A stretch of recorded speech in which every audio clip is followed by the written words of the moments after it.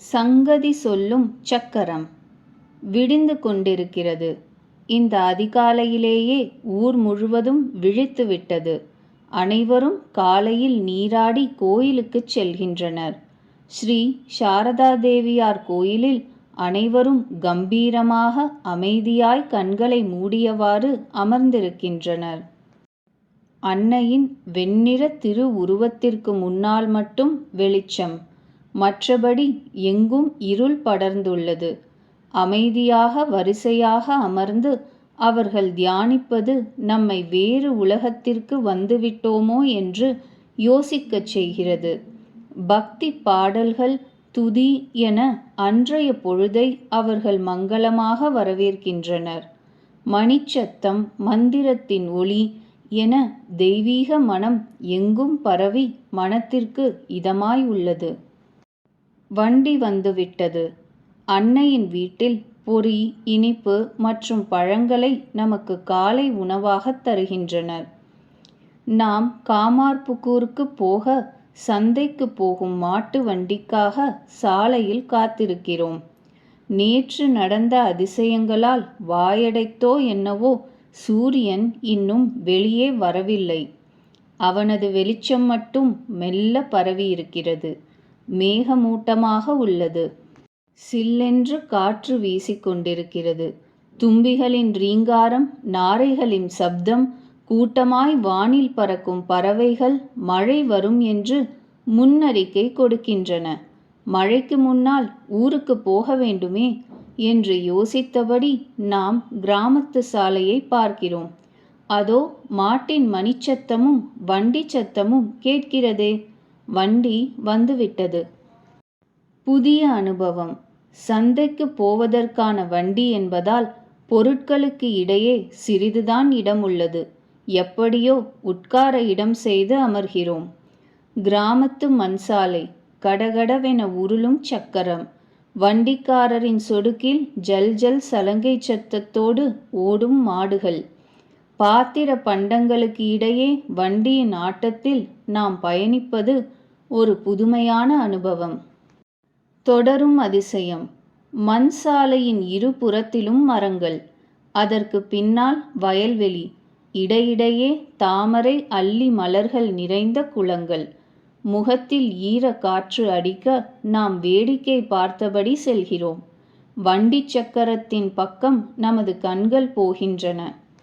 இழுக்கும் மாட்டிற்கும் சுமக்கும் சக்கரத்திற்கும் தான் முழு பாரமும் என இரண்டின் மீதும் பரிதாபப்படுகிறோம். சக்கரத்தின் கடகட சத்தத்திலிருந்து அந்த குரல் கேட்கிறது. மற்றவர்களுக்கு நல்லது செய்வது என்னுடைய பாக்கியம். மற்றவர்களுக்கு நல்லது செய்வதால் நமக்கு எவ்வளவு ஆனந்தம் கிடைக்கும் தெரியுமா? அட, இந்த சக்கரமும் பேசுகிறதே. இன்றும் அந்த அதிசயம் தொடரப்போகிறதா? பொருட்கள் பேசப் போகின்றனவா? நாம் ஏன் மற்றவர்களுக்கு நல்லது செய்ய வேண்டும்? நல்லது செய்வதால் நமக்கென்ன கிடைக்கும் என்று நாம் சக்கரத்தை கேட்கிறோம். சக்கரம் கூறியது, ஏனென்றா கேட்கிறீர்கள்? துரியோதனனை தெரியுமா என சம்பந்தமே இல்லாமல் ஒரு கேள்வியை கேட்கிறது. நாம் தெரியும், கௌரவர்களில் பெரியவன் துரியோதனன். இவன் பாண்டவர்களின் ராஜ்யத்தை பறித்து கொண்டான். தீய வழியில் அவர்களை துன்புறுத்தினான். அவர்களோடு சண்டை போட்டு தோற்றும் போனான். நாம் கேட்ட கேள்விக்கும் இதற்கும் என்ன தொடர்பு என்றோம். சக்கரம் கதையை தொடர்கிறது. இருக்கிறது, தொடர்பு இருக்கிறது. ஒரு முறை துரியோதனனை பார்க்க துர்வாச முனிவர் வந்தார். அவர் மிகுந்த கோபக்காரர். எனவே அவரை உரிய முறையில் கவனித்தான் துரியோதனன். மகிழ்ந்த முனிவர் துரியோதனனிடம் ஏதாவது வரம் கேள் என்றான். அவன், காட்டில் வாசம் செய்யும் பாண்டவர்களிடம் மதியத்திற்கு மேல் தங்களுடைய சீடர்களோடு சென்று உணவருந்த வேண்டும் என்று கேட்டுக்கொண்டான். ஏனென்றால் பாண்டவர்களின் மனைவி பாஞ்சாலியிடம் உள்ள அமுத சுரபியிலிருந்து ஒரு நாளைக்கு ஒரு முறைதான் உணவு வரும். அன்றைய உணவு முடிந்து பாத்திரத்தை கழுவி வைத்த பிறகு அடுத்த நாள்தான் அதிலிருந்து உணவு வரும். மதியத்திற்கு மேல் போனால் துர்வாசர்க்கும் அவரது சீடர்களுக்கும் பாண்டவர்களால் உணவு கொடுக்க முடியாது. அவர்களை துர்வாசர் சபித்து விடுவார் என்பது துரியோதனனின் கணக்கு. ஆனால் பாஞ்சாலி கிருஷ்ணனை வேண்டினாள். பாத்திரத்திலிருந்த ஒரு பருக்கையை எல்லா உயிர்களிலும் உறையும் பரமாத்மாவாகிய ஸ்ரீ கிருஷ்ண பகவான் சாப்பிட வந்த விருந்தினர்களின் வயிறு நிறைந்துவிட்டது. அவர்கள் உண்ணாமலே போய்விட்டனர். துரியோதனன் தனக்கு அரசாட்சி வேண்டும் என்று கேட்டிருக்கலாமே. அதை விட்டுவிட்டு சுற்றி வளைத்து எதையோ ஏன் கேட்டான்? மற்றவர்களுக்கு தீங்கு நினைத்து நினைத்து அவனால் தனக்கே கூட நல்லதை நினைக்க முடியவில்லை. எனவே மற்றவர்களுக்கு நல்லது நினைப்பது, நல்லது பேசுவது, நல்லது செய்வது என்ற பழக்கப்படுத்தி கொண்டால் அதுவே நமக்கு இயல்பாகிவிடும். இயற்கை நியதி. சக்கரம் வாழ்க்கையின் புதிய கோணத்தை சுட்டி காட்டியபடி தொடர்கிறது. இயற்கையில் மரம், மீன், பறவை என அனைத்தும் தம்மால் முடிந்தவற்றை இயற்கைக்கு கொடுத்துவிட்டு தமக்கு தேவையானதை இயற்கையிடமிருந்து ஏற்கின்றன. நாமும் எத்தனையோ உதவிகளை மற்றவர்களிடமிருந்து ஏற்றுக்கொள்கிறோம். எனவே நம்மால் முடிந்ததை சமூகத்திற்கு கொடுக்க வேண்டும். இல்லாவிட்டால் இயற்கையின் நியதியை மறந்து உடைமைகளை இறுகப் பிடித்தால் இயற்கை கழுத்தை பிடித்து நம் கையிலிருந்து பிடுங்கிக் கொள்ளும். நாமாக கொடுத்தால் அனைவருக்கும் ஆனந்தம்தானே. இயல்பாகவே சக்கரம் தொடர்கிறது. ஆனால் இதையெல்லாம் கடந்து நம் இயல்பே மற்றவர்களுக்கு நல்லது செய்வதுதான்.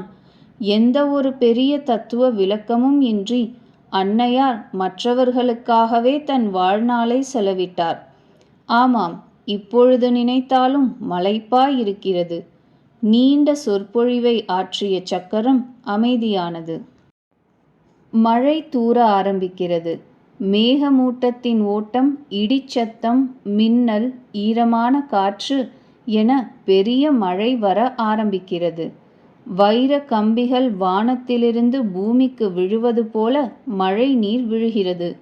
வெயிலால் காய்ந்த பூமியில் தண்ணீர் பட்டவுடன் எழுந்த மண் வாசம் எங்கும் பரவியிருக்கிறது.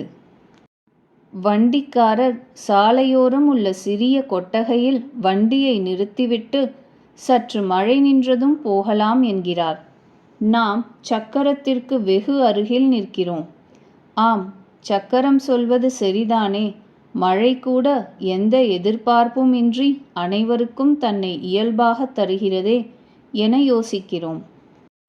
யார் இந்த நேரத்தில்? சக்கரம் கதை சொல்ல ஆரம்பிக்கிறது. கொல்கத்தாவிலிருந்து நிறைய பக்தர்கள் அன்னையாரை பார்க்க ஜெயராம்பாடி கிராமத்திற்கு வருவார்கள். அவர்களில் பலர் மிக வசதியாக வாழ்பவர்கள். கிராமத்து வாழ்க்கைக்கு பழக்கமற்றவர்கள். அவர்களுக்கு வசதி செய்து கொடுக்க அன்னை நிறைய சிரமப்பட வேண்டியிருக்கும். ஆனால் அவரோ அவற்றை மிக மகிழ்ச்சியுடன் செய்வார்.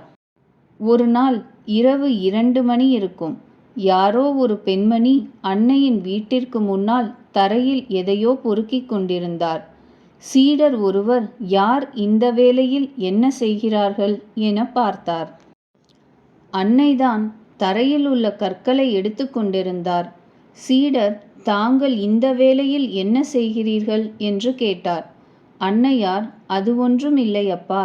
கொல்கத்தா மக்கள் காலில் செருப்பு போட்டு நடந்து பழக்கமானவர்கள். இந்த கற்கள் அவர்கள் காலை குத்துமல்லவா. மற்ற நேரத்தில் பொறுக்கினால் யாரும் என்னை அனுமதிக்க மாட்டார்கள். எனவேதான் இந்த வேளையில் பொறுக்குகிறேன் என்றார். மாட்டுச் சிறுவனும் கீரைக்காரியும். தரையில் உருண்டபடி சக்கரம் கதை சொல்கிறது. அன்னையின் வீட்டில் மாடுகளை பராமரித்து கொள்ள கோவிந்தன் என்ற சிறுவன் இருந்தான். அவனை அன்னையார் மிக பரிவோடும் அன்போடும் நடத்தினார். அனாதை சிறுவனான கோவிந்தனுக்கு தங்க இடமும் உடுக்க உடையும் நல்ல உணவும் மாலை பள்ளியில் படிக்கும் வாய்ப்பும் கிடைத்தது. அவன் ஆனந்தமாக வாழ்ந்தான். ஒரு முறை அவனுக்கு காலில் தொடர்ந்து அரிப்பு இருந்தது.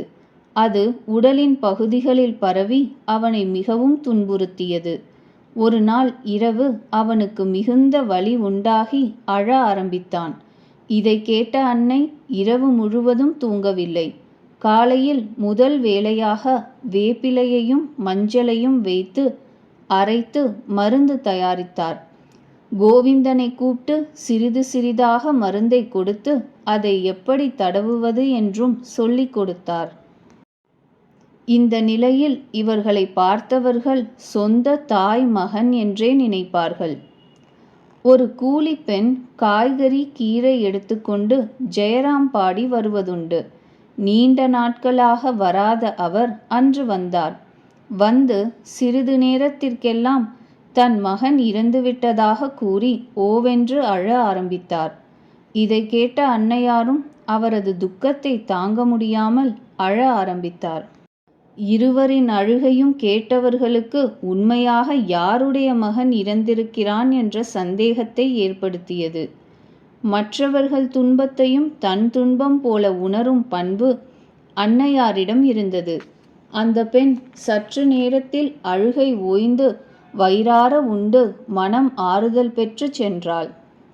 அன்னையை தேடி வரக்கூடியவர்கள் வயிறார உண்டு வாய் நிறைய வெற்றிலை சாப்பிட்டு நன்கு இளைப்பாரி மன நிறைவோடும் உற்சாகத்தோடும் திரும்பினர்.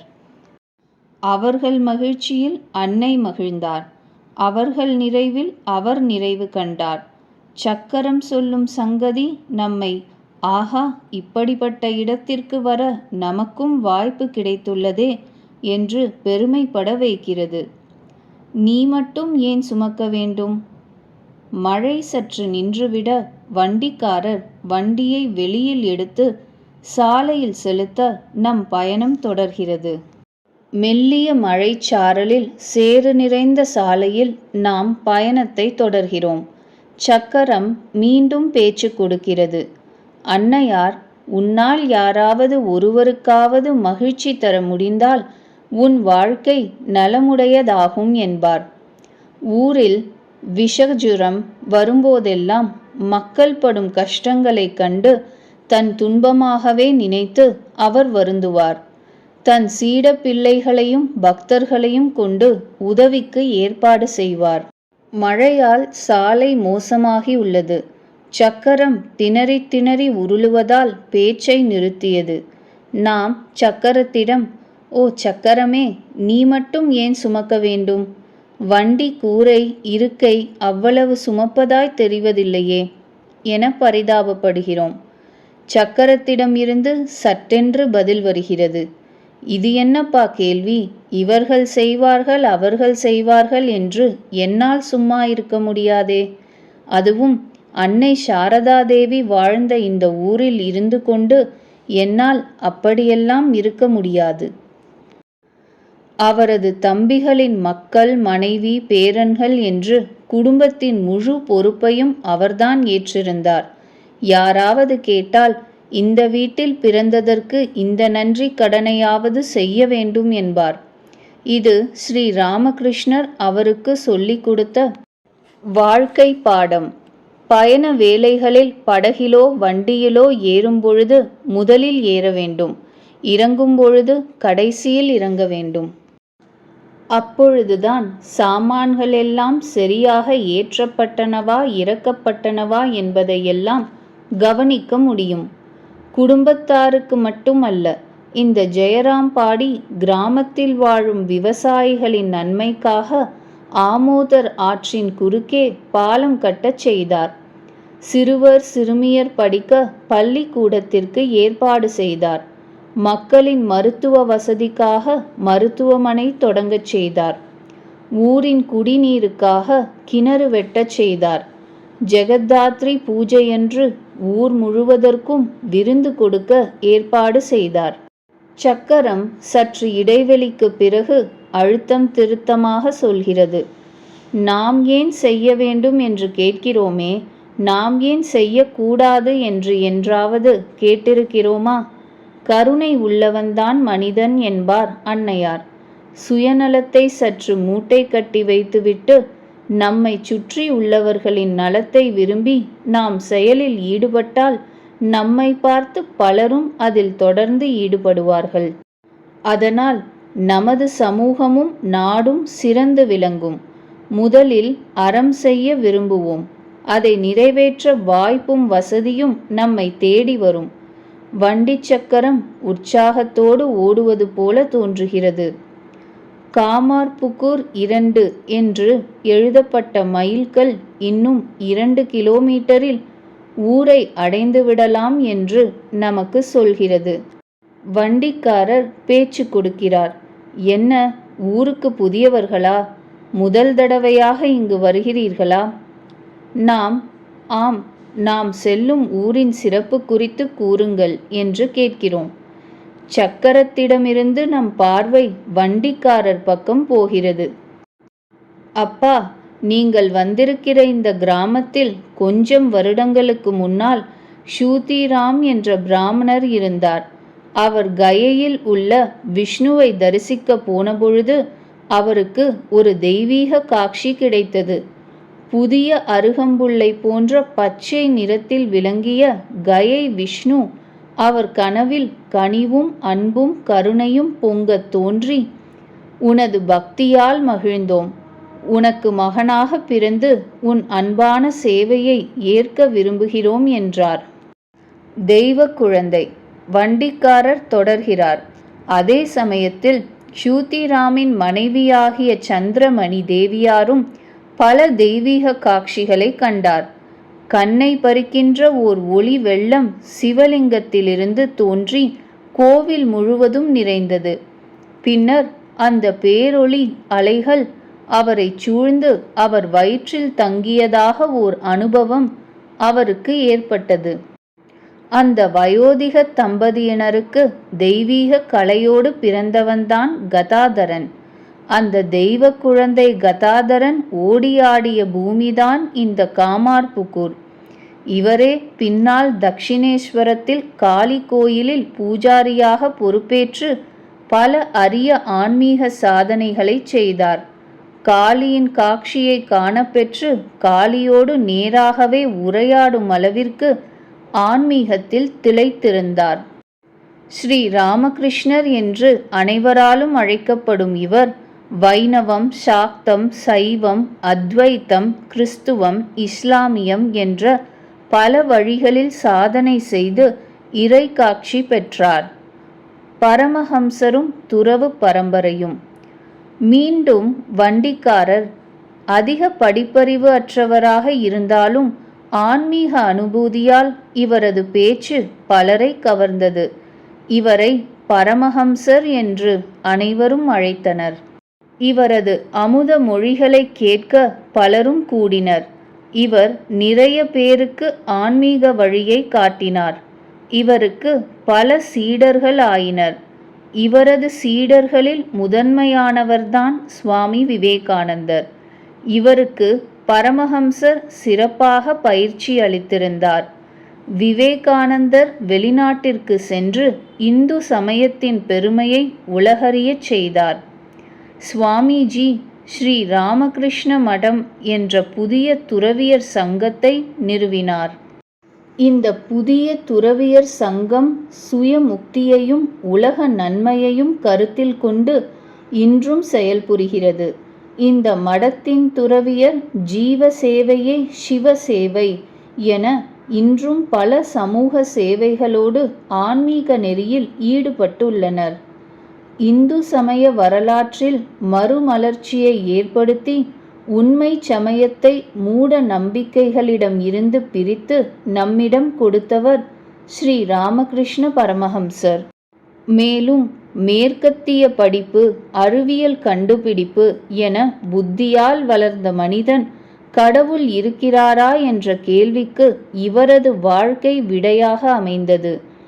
அறிவுக்கும் புலனுக்கும் எட்டாத கடவுளை நேரடியாக பார்க்க முடியும், மற்றவர்களுக்கும் காட்ட முடியும் என்பதை இவர் தெளிவாக கூறினார்.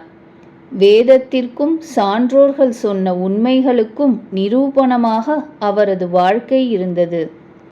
வண்டிக்காரர் ஏதோ உணர்ச்சி வசப்பட்டவராய் கதை சொல்லிக் கொண்டிருக்கிறார்.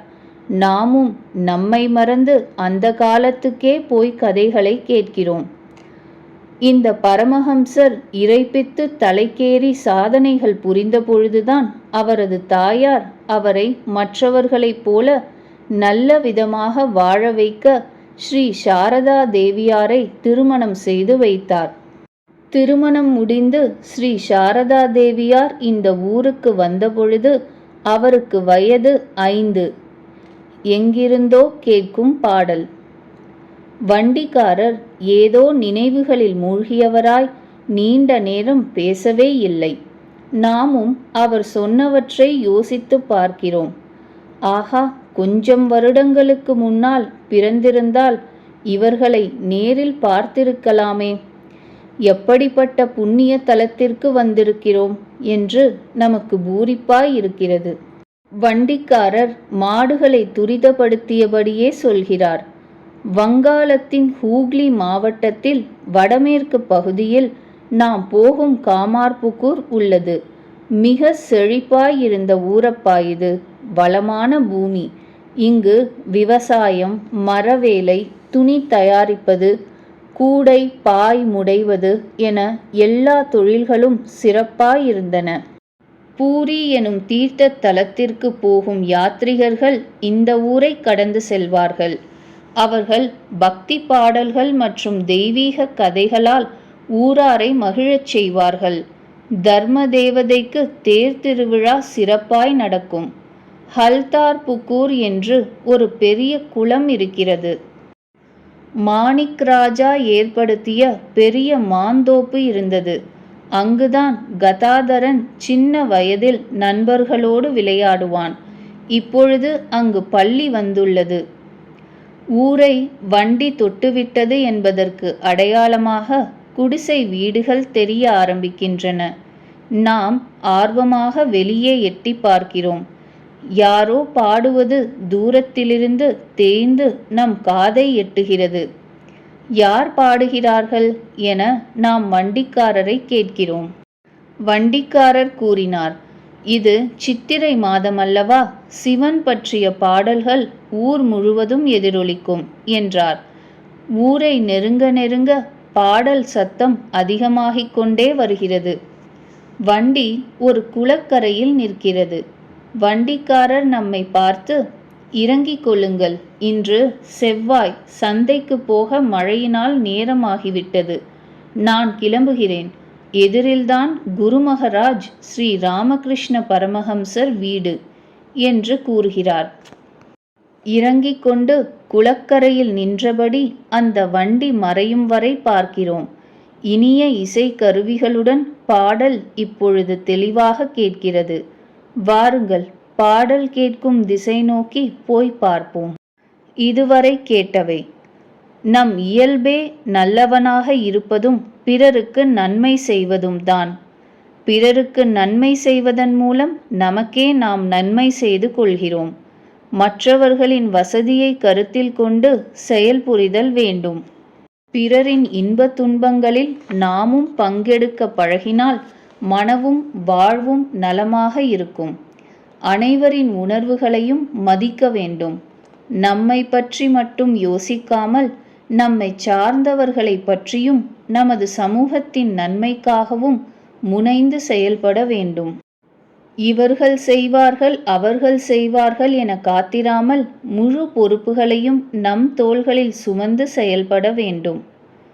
சிந்தித்து செயல்பட. பிறர் துன்பத்தில் தவிக்கும் பொழுது மனிதாபிமானத்தோடு அதில் பங்கெடுக்காமல் சுயநலமாக எத்தனை முறை நடந்து கொள்கிறோம். பிறரது உணர்வுகளை மதிக்காமல் கேலி செய்து எத்தனை முறை துன்புறுத்துகிறோம். நான் மட்டும்தான் செய்ய வேண்டுமா, அவர்கள் பொறுப்பேற்க மாட்டார்களா என எத்தனை முறை அங்கலாய்த்திருக்கிறோம். நாம் என்ற வட்டத்தை கடந்து மற்றவர்களின் நலன், வசதி, மகிழ்ச்சி இவை குறித்து சிந்திக்கும் பொழுது நம் மனமும் வாழ்க்கையும் விரிவடையும். இந்த மனித நேயத்தை அன்னையாரைப் போல நம் இயல்பாக மாற்றிக்கொண்டால் நாம் எவ்வளவு மகிழ்ச்சியாக இருக்கலாம்.